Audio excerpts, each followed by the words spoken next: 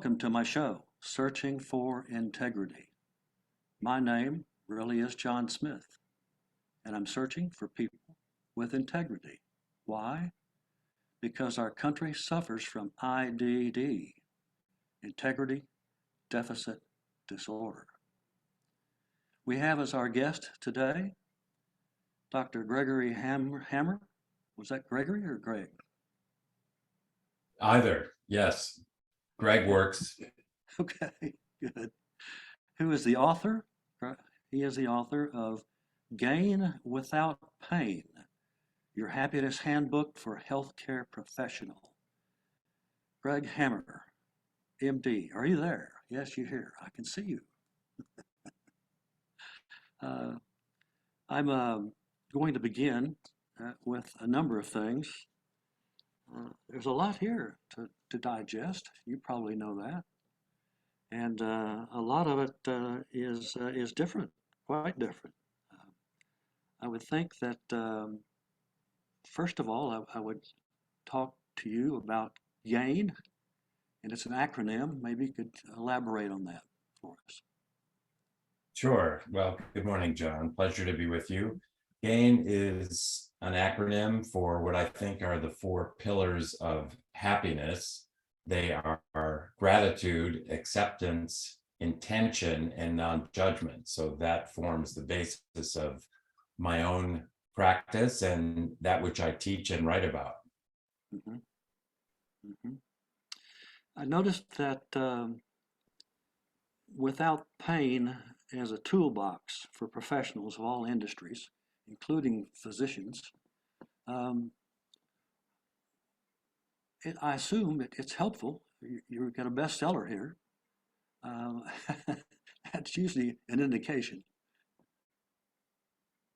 Yes, well, I think that, there are some ways that our brains work that interfere with our ability to be happy. And they include a negativity bias. So we tend to remember and embrace the negative and forget the positive. And also we have a hard time being present. We tend to overthink the past and the future. That's just where our minds take us. And happiness is really in the present moment. So the more we can learn how to be present, and the more we can learn to let go of our negativity bias, the happier we will be. And unfortunately, these are not the way that our brain works in its default mode. So negativity and wandering thoughts to the present and rather to the past and future is our default mode. The good news is our brains have this wonderful quality called neuroplasticity. So if we are intentional, we can actually rewire our brains and change the way that we think toward a more well-adapted, peaceful, happier way of being. So that's the idea. Yeah, the idea is good. It was remarkable that I could think that 3 minutes, I think you said, that you could get to this. Show me. Well, I think the idea is that we learn in small increments. We learn by taking small bites of new information. So with regard to the GAIN practice, it is a form of meditation. Many people feel that meditation is something that requires sitting still without moving or scratching an itch for 30 minutes at a time, and also having no thoughts, banishing all thoughts from our minds. And neither of these are true. But with regard to the practice, I give people elements to contemplate. So I'm not asking the practitioner to ban all thoughts from their mind. I'm actually giving them concepts on which to focus. And this can be done in as little as 3 minutes. So the idea is we get up in the morning, we open the blinds, we do our morning hygiene thing. We find a comfortable place to sit. We close our eyes. We begin with the breath, like many forms of meditation. We get in touch with the in-breath, we pause, and then we experience the magic of letting go of the breath. And we slow our breath down. This tends to slow our heart rate and lower our blood pressure decreases the amount of adrenaline in our bodies. And then we begin to contemplate that for which we're grateful. We start with the G in gain. And as you know, John, we all have much for which to be grateful. We tend to focus on things for which we're ungrateful, but we can redirect our thoughts toward that for which we're grateful. So we may start with, I'm grateful for the loved ones in my family, my friends, in my life.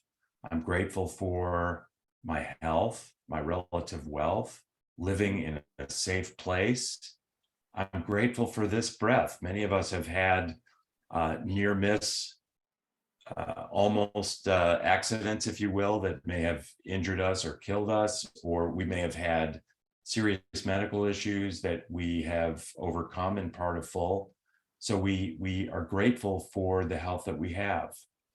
And then we transition our thoughts to acceptance. And this is really an acknowledgement, John, that pain is a part of life as much as joy is a part of life.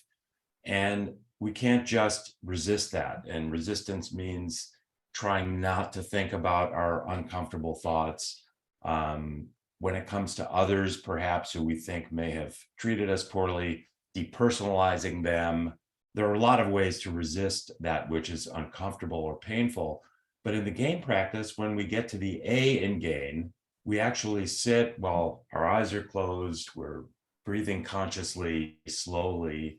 Mm-hmm. We actually envision opening our chest, opening our heart, and letting this pain in, and in fact, embracing it, fully accepting it.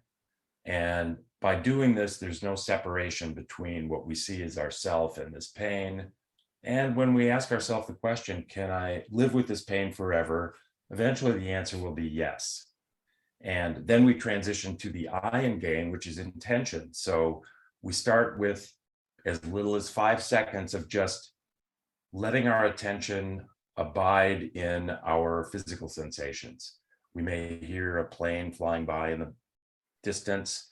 We may experience the tingling on the bottom of our feet. We may experience the pressure on our backside against the chair we're sitting in. But the idea is just to spend a few seconds focusing just on what's happening right now. And then we also focus on being more positive. This is what we're doing on purpose. We're changing the way we think intentionally. And then finally, we transition to the N in gain, which is non-judgment. And one way to do this is, and there are many, picture an image of the Earth apparently suspended in space, one of these beautiful NASA images, and recognize that the Earth is neither good nor bad. The Earth is simply as it is. And if that's the case, then I am neither good nor bad. I am simply the person that I am. And then we repeat this I am as we return to the breath and then slowly open our eyes. And we can go through these gain principles in as little as 3 minutes. And by doing that, especially in the morning, we can return during the day to a focus on our breath, a focus on our gratitude or other gain elements. And little by little, we're actually reprogramming, rewiring our brain to think in a more positive, present manner that will gradually, little by little, change the way we think and make us happier people. Well, I have my own version of that in the mornings, and I rely on that quite a bit through the day. What's going on today? I did notice in the information that you had that the physicians are have been through burnout. I can see that with the pandemic we've had. Oh, but wait a second, Joe Biden said it's over with. So, yes or no? Well, I think there's a couple of questions in there. One of them is whether the pandemic is over. I guess that's debatable. I think the worst of it is over. Yeah. But, you know, John, life is full of stress, and chronic stress is just a part of life unless we choose purposefully to change the way we think to let go of stress. But chronic stress is there always for all of us. We all have fear and anxiety. We're afraid of our demise, our death. We're anxious about what may come as we overthink the future. And with our negativity bias, we tend to catastrophize or think of all the bad things that might happen, even though they're unlikely to transpire. We overthink the past, and that generates with our negativity bias shame and regret and low self-esteem. So this is sort of our condition unless we choose to change it. Of course, I don't know about you, but I think the last 3 years or so have been perhaps the most stressful for all of us with the pandemic. Many of us have lost loved ones. Many of us have lost loved ones who passed away relatively alone in the hospital because visitors were not allowed to be with them during their last hours. And for healthcare providers in particular, it's been a very, very stressful time. But I think that the increase in stress among healthcare workers leading to burnout has really been going on for years. And burnout is a manifestation of chronic stress, whereby we experience physical fatigue and emotional fatigue as well. We become impatient. We become more isolated. Our self-esteem is diminished. There are many, many adverse effects of chronic stress. And in response to that, we at Stanford formed a group called WellMD several years ago, and I got on board. And yes, so that has been increasingly something that I have been a part of, have focused on, have given talks about chronic stress, burnout, and what are the remedies, and then written the book that you referenced. Right. Sometimes I think, am I bouncing off anxiety?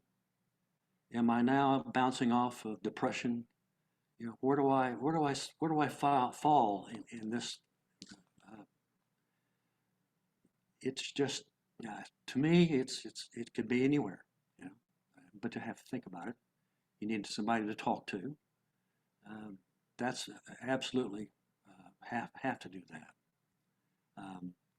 I look at some of the talking points in here, and one of them, of course, is the power of intention, and that is, I had my own idea of what intention was, but I was thinking probably on the curbside, thinking about the situation of not necessarily having the ability to, other than determination, I guess is one way that I thought about it.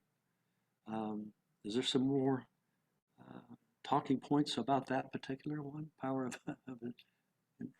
intention? Well, I think the idea, John, is that our default mode of thinking is negative and very distracted away from the present experience. And one of my heroes in life is Dr. John Kabat-Zinn, who is perhaps the founder of what we now call mindfulness. And he defined mindfulness as awareness of the present moment on purpose, non-judgmentally.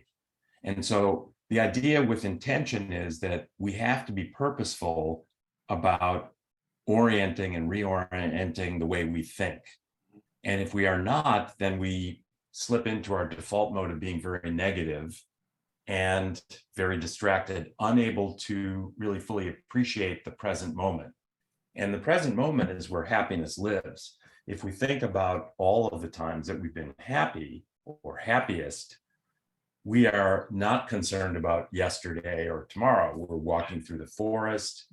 We are experiencing the scent of the pine needles and the sensation of those needles on the forest floor as we walk across the forest floor, and we marvel at the way the light is filtering through the canopy of leaves at the treetops.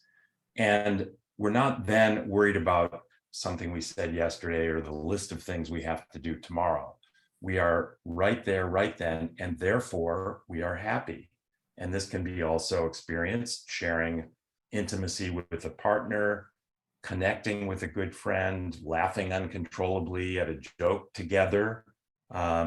These are times when we're really present, and therefore we feel peace and happiness.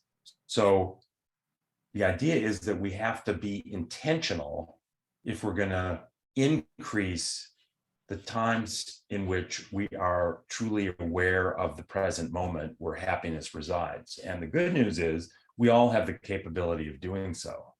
Right, right. You know, a lot of times when back to the morning scene, uh, I'll open up a conversation with those that have passed along, and my parents, other friends, that type of thing. And I'm in front of the mirror talking to myself, but I'm also directing it to people that I know. I think that people are still around listening to me and what I'm saying. So it's not scary in any way to do that, I think. Um, is there a difference? This must be between intentions and goals. Yes, I think that's an excellent question. Goals are long-term prospects. So, we have the goal of changing the way we think. We may have the goal of achieving a certain level in our career, goals regarding raising our children. Intentions are more present oriented. Intention is something that is my purpose right now. So right now, I intend to connect with you, John, which is a pleasure. And I have other things that are within the realm of my intention. So I think the simplest response is that intentions are happening right now, something we conceive of in the present, whereas goals are more off in the future. And the cautionary note there, John, is that if we are overly oriented toward our goals, we overlook the focus on our present experience. And so I certainly seen this in many, many people. For example, physicians, they have, like others, targeted getting into a good university, maybe even before they start high school. So they're thinking about, what do I have to do to get into the best university? And so they're in high school and they focus on the goal of getting into a good college. And then when they're in college, they focus on what they need to do to get into medical school. Mm-hmm. And when they're in medical school, their goals are to get the best residency program.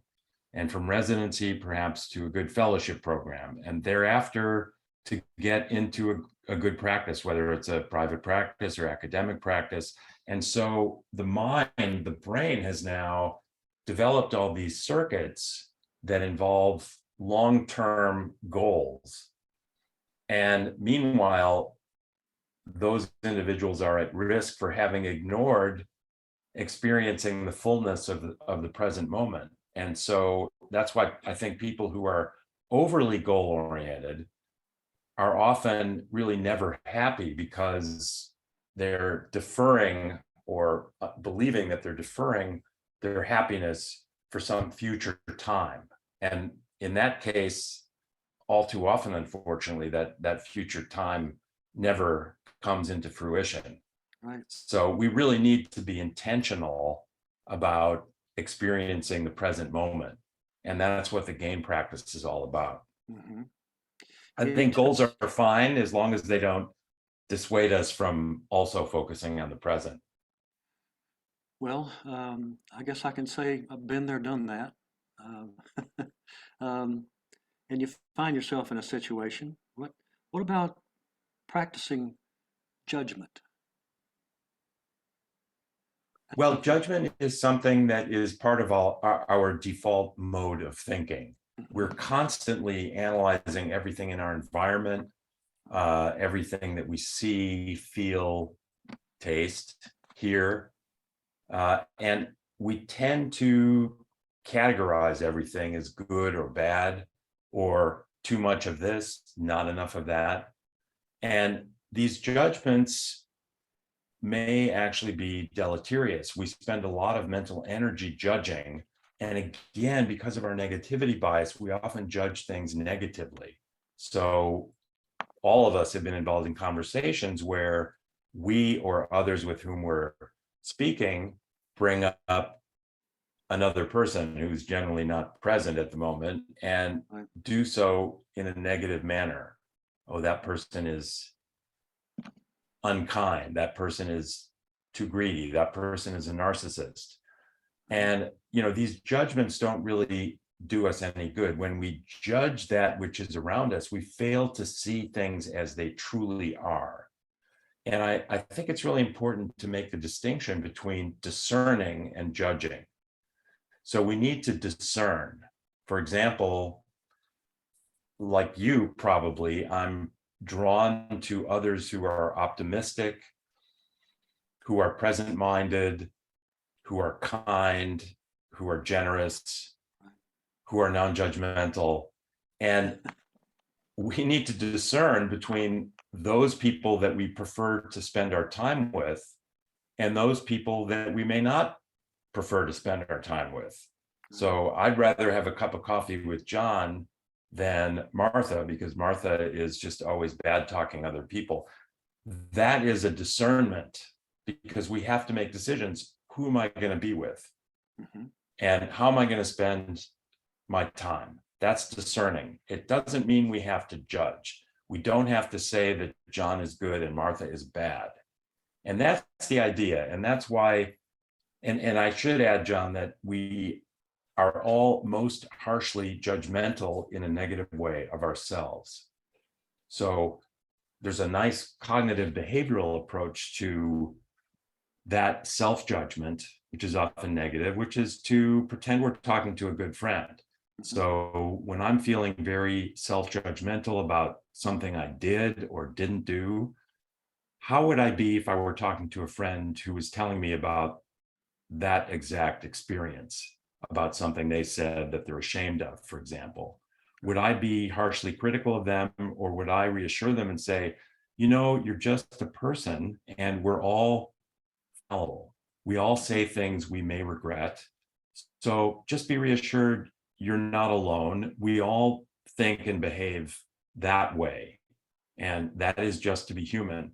Whereas when it comes to ourselves, we're usually not so polite and kind. And so I think it's a good way to think when we're really down on ourselves. Pretend we're talking to our best friend instead of the self-talk, and return to our breath and the gain practice. And we can learn to be non-judgmental of ourselves as well as others and the things in our world. Right. Of course. I can see now how you Happiness Handbook. That's that works. That works. Um, tell me, and tell my audience, my listeners, where they can find your book, how they get in touch with you, if you'd like for them to. Um, Go ahead. Sure. No, of course, I would love that. I always welcome hearing from people. My website is greghammermd.com, all lowercase, GREGHAMMERMD.com. And there is a lot of information there, a lot of media, for example. Hopefully our conversation, John, will be up there with a link soon. And there's also a link to the book, Gain Without Pain, the Happiness Handbook for Healthcare Practitioners, which is really not limited to healthcare practitioners. It's really about the GAIN method. And yes, greghammermd.com. Well, I'm glad that you came to my front porch and talked to me today. It's a good thing, and I know my listeners, my audience, is going to do the same thing. They're going to learn some things that they didn't think they could absorb. Nevertheless, I want to thank my listeners for being on, and you again. Um, I have to have them tuning in for Searching for Integrity. And for me, so long and happy trails. to all. Thank you, Greg. Great to be with you, John.